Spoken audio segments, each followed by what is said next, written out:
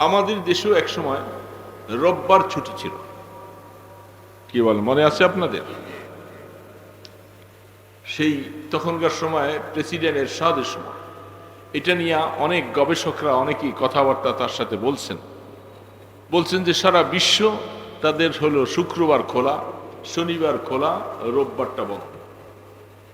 তো আমাদের সেই সরকারকে বিভিন্ন ওলামায়ে কেরাম তারা এই কথাটা বুঝাতে সক্ষম হয়েছে যে প্রেসিডেন্ট সাহেব, আমরা মুসলমান, ওরা মুসলমান না, তাদের কাছে দুনিয়াটাই হলো সবচেয়ে বেশি গুরুত্ব, আর মুসলমানদের কাছে আখেরাত হলো সবচেয়ে বেশি গুরুত্ব।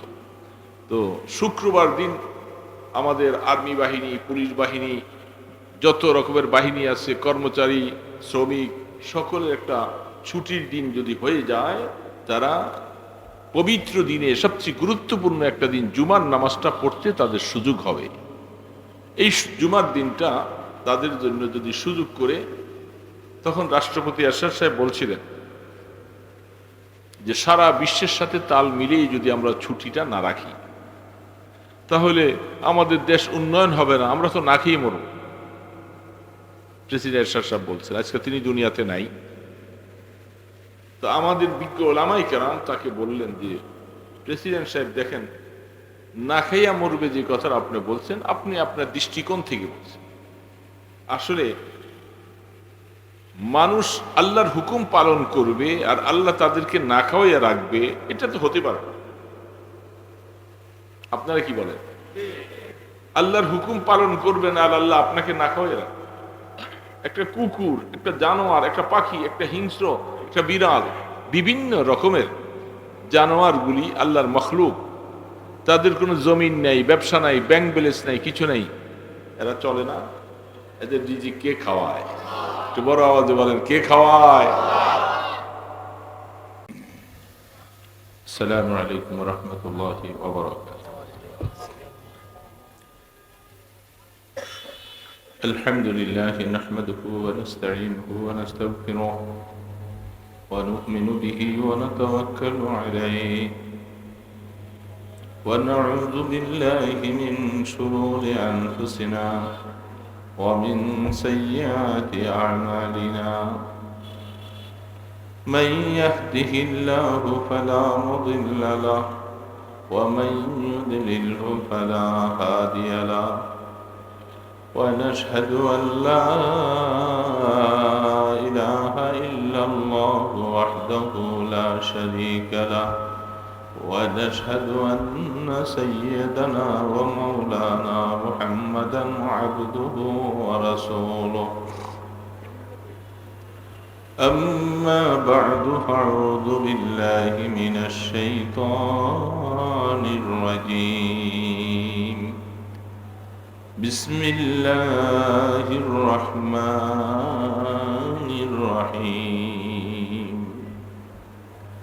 أم حسبتم أن تدخلوا الجنة ولما يأتكم مثل الذين من قبلكم مستهم البأساء والضراء وزلزلوا حتى يقول الرسول والذين آمنوا معه متى نصر الله ألا إن نصر الله قريب।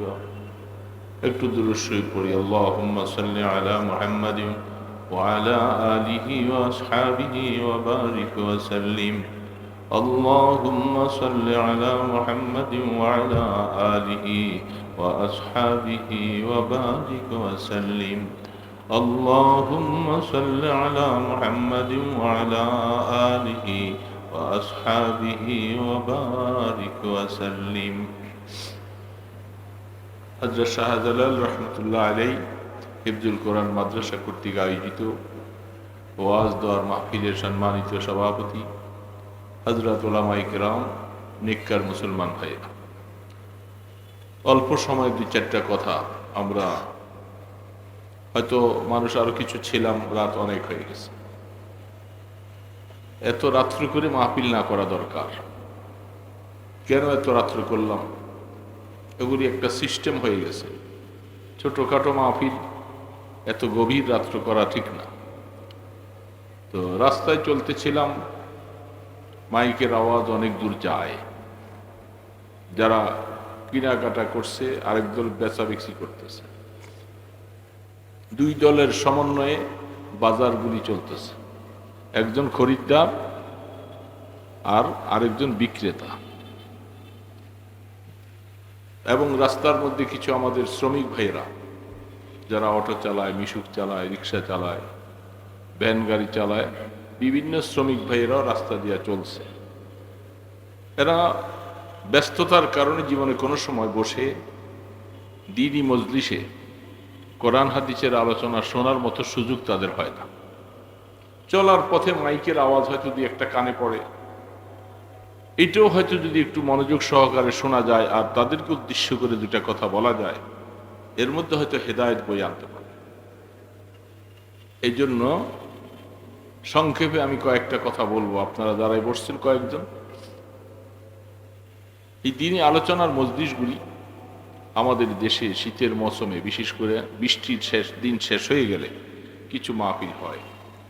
কারণ মানুষ জুমার দিন শুক্রবারে কিছু মানুষ মিম্বরে ইমাম সাহেবের কথা শোনার জন্য কিছু মানুষ আগে যায়, অনেককেই দেখা যায় তারা পরে যায়। তো দিনের কথা শোনার মতো আমাদের সুযোগ কখন? যে আমাদেরকে যে আল্লাহ পাক কোরআনের মধ্যে বলছেন, ওয়াযাক্কির ফাইন্না যিকরা তানফাউল মুমিনিন, এ আমার নবী আপনার উম্মতদেরকে আপনি নসিহত করেন, উপদেশ শোনান, কোরআনের বাণী তাদেরকে শোনান, নিশ্চয়ই এই বাণী তাদের জন্য অনেক ফায়দা বয়ে আন। এখন এদেরকে দিনের কথা শোনাবো কোথায়? শোনাবার প্রেক্ষাপটটা কি? শুক্রবার দিনটা যাও ছুটির দিন হয়েছে, সমস্ত ব্যস্ততাগুলি শুক্রবারে চলে আসে। সপ্তাহে অন্যান্য দিনে কেনাকাটা ইত্যাদি সবকিছু করা যায় না, শুক্রবারে আমরা ব্যস্ত থাকি। অথচ আল্লাহ পাক কি বলছেন শুক্রবার সম্পর্কে? কোরআনের মধ্যে সূরা জুমার মধ্যে আয়াত নাযিল হয়েছে, যখন জুমার দিনের আজান দেওয়া হবে, ওয়াইজা নুদিয়া লিস-সালাহ ফাসআউ ইলা যিকরিল্লাহি ওয়া যারুল বাই'। আল্লাহ পাকের কোরআনই তো আমাদের জীবনের পাথেয়, জীবনের সবচেয়ে সম্বল। কি বলেন, ঠিক না? মুসলমানের জীবনে চলার জন্য একমাত্র নির্দেশ হলো কোরআনের নির্দেশ। চাই আপনি ভ্যান গাড়ি চালান, চাই আপনি অটো চালান, চাই আপনি ট্রাক চালান, শ্রমিক হন, ট্রান্সপোর্ট লেভেলে চাকরি করেন, দোকানদারি করেন, যাই কিছু করেন, যদি আপনি মুসলিম হয়ে থাকেন, মুসলমান হয়ে থাকেন, আপনাকে একটা বিধান মতো চলা লাগবে। এই রাষ্ট্রটা নিজে এমনি চলে না, রাষ্ট্রের কি আছে? একটা সংবিধান আছে। যারাই বানিয়েছে সংবিধানগুলি রাষ্ট্রের পক্ষে হিসাব করে বানিয়েছে। রাষ্ট্র সংবিধানকে ফেল করলে সেই রাষ্ট্র অধপতনে চলে যাবে। মুসলমানদের একটা সংবিধান আছে। মুসলমানের সংবিধানের নাম কি বাবা বলেন তো? কোরআনুল কারীম। কোরআনুল কারীম মুসলমানের সংবিধান। এই সংবিধান দুনিয়ার কোনো মানুষ বানায়নি, দুনিয়ার কোনো ইজম মতবাদ বানায়নি। এই সংবিধান বানিয়েছেন যিনি আপনাকে বানাইলেন, যিনি আমাকে বানাইলেন, যিনি আসমান জমিন বানাইলেন, যিনি আপনাকে বুদ্ধি মেধা দিয়েছেন এই বেচা কিনা করার জন্য, হাট বাজার করার জন্য, গাড়ি চালাবার জন্য, যিনি এই শক্তিগুলি দিয়েছেন, সেই মহান আল্লাহ রাব্বুল ইজ্জাত এই বিধানের স্রষ্টা বিধান তিনি আমাদের জন্য পাঠিয়েছেন। বলেন আলহামদুলিল্লাহ। সেই বিধান দাতা আমাদের কি বিধান দিয়েছেন?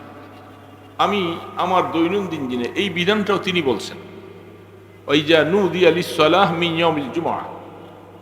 এই ঈমানদাররা, অন্যান্য জাতিরা আমাদের দেশের মধ্যে ছাড়া বিভিন্ন রাষ্ট্রে শুক্রবার তাদের মধ্যে ছুটির কোনো ঘোষণা নেই। শুক্রবারটা তাদের কার্যত সব কিছু চলে। তো আমরা আশরাফুল মখলুকাত, সৃষ্টির সেরা মখলুকাত, আমরা আল্লাহর গোলামি করব, ইবাদত করব, আর আল্লাহ আমাদেরকে না খাওয়াইয়া রাখবো? এ তো আল্লাহর জাতির উপরে কখনো এই ধারণা করাই যায়। আল্লাহ নিজেই বলতেছেন রিজিকের ফয়সালা আসমানে হবে। কোরআন বলতেছেন রিজিক আসমান থেকে ফয়সালা হয়, জমিন থেকে না। আমরা জমিনে যত কিছু দেখতেছি, মিল, ফ্যাক্টরি, ইন্ডাস্ট্রি, ধান চাউল যা কিছু হচ্ছে, জমিনে উৎপাদন দেখতেছেন আপনি, কিন্তু ফয়সালা আসমান থেকে। এটা আল্লাহ বলছেন ওয়াফিস সামাই রিজকুকুম ওয়া মা তুআদুন, আসমানে তোমাদের রিজিকের ফয়সালা হয়। কি রিজিক দিব আমি, কি হালাত দিব, কতটুকু উর্বর হবে জমিন, কতটুকু তোমার ব্যবসা ভালো হবে, কি হবে, সব কিছু সিদ্ধান্ত হয় আসমান। যে আসমানের মালিক, যিনি আসমানের রিজিকের ফয়সালা করে, আমরা জুমার নামাজ আদায় করতে যাইয়া অন্য অন্য দেশের সাথে আমাদের মিল হবে না, এই জন্য আমরা না খেয়ে মরবো, এটা আপনার এই যুক্তিটা আসলে আপনি প্রেসিডেন্ট মানুষ যুক্তি দিয়েছেন, তবে যুক্তিটা ঠিক না। আপনি মন্ত্রী পরিষদে এটা একটু বিশ্লেষণ করেন, চিন্তা ভাবনা করেন। আলহামদুলিল্লাহ, চিন্তা করতে করতে অনেকের রায় পরামর্শ আসছে, যেহেতু মন্ত্রী পরিষদে যারা ছিলেন ম্যাক্সিমামই তো মুসলমান। কি বলে, মুসলমান না? এই মুসলমানরা চিন্তা করছে আমরা জুমার নামাজ অনেকে পড়তে পারি না, আমাদের চাকরি ডিউটি চলতে থাকে, অনেক সময় অফিস আদালত সামান্য সময় ছুটি দেওয়া হয়, আশপাশে মসজিদ অনেক দূরে, যাওয়া যায় না, বিভিন্ন দিক থেকে আমাদের অনেক সময় জুমাটা ছুটি দেয়। আর মুসলমানের জন্য সবচেয়ে শ্রেষ্ঠ দিন হলো জুমার দিন, সাইয়্যিদুল আইয়াম ইয়ামুল জুমা। তো সবচেয়ে শ্রেষ্ঠ দিন হলো জুমার দিন। সেই জুমার দিনটা আমরা আল্লাহকে ভুলে গেলাম, আমরা বাধ্য হয়ে গেলাম জুমা বাদ দিয়ে দুনিয়ার কাজে ব্যস্ত। এটা তাদের মাথায় আসছে, আস্তে আস্তে আস্তে আস্তে বিভিন্ন রাষ্ট্রের সাথে তালমিল মিলে চিন্তা ভাবনা করতে দেখলেন প্রেসিডেন্ট সাহেব জুমার দিনটাকে ছুটি ঘোষণা করছেন। আলহামদুলিল্লাহ, এই লোকটা ভালো কাজ করেছে। কি করেছে না করেছে তার জীবনে সেগুলি দেখবো না, এমন একটা কাজ করেছে যেটা প্রশংসনীয়, যেটা সে পুরস্কার আল্লাহ পাকের কাছ থেকে পাওয়ার যোগ্য রাখে। আমরা এখন চাকরিজীবীরা, শ্রমিকেরা, আমরা জুমার নামাজটা সুন্দরভাবে পড়তে পারি। এখন জুমার দিনের জন্য আলহামদুলিল্লাহ আমাদেরকে সুযোগ করে দিল, ছুটি হলো। পাশে আবার এখন কি হলো, এখন শনিবারও ছুটি আসলো। যাই হোক, সেদিকে আমি যাচ্ছি না, আমি জুমার কথাটা বলতে দেওয়া কথা বলছি। জুমার দিন আল্লাহ পাক শ্রেষ্ঠ দিন দিয়েছিলেন। আমাদের মুসলমানেরা সকলে হজ করতে পারে না, সবাইকে সে অর্থ আল্লাহ পাক দেন নাই। আল্লাহ রসুল বলছেন মোমেন গরিব যারা আছে, যারা হজ করতে পারে নাই, তাদের জন্য জুমার দিনটা হজের সময়। এই জন্য জুমার দিনের কিছু নীতিমালা আল্লাহ পাক বলে দিয়েছেন। সেই নীতিমালাগুলি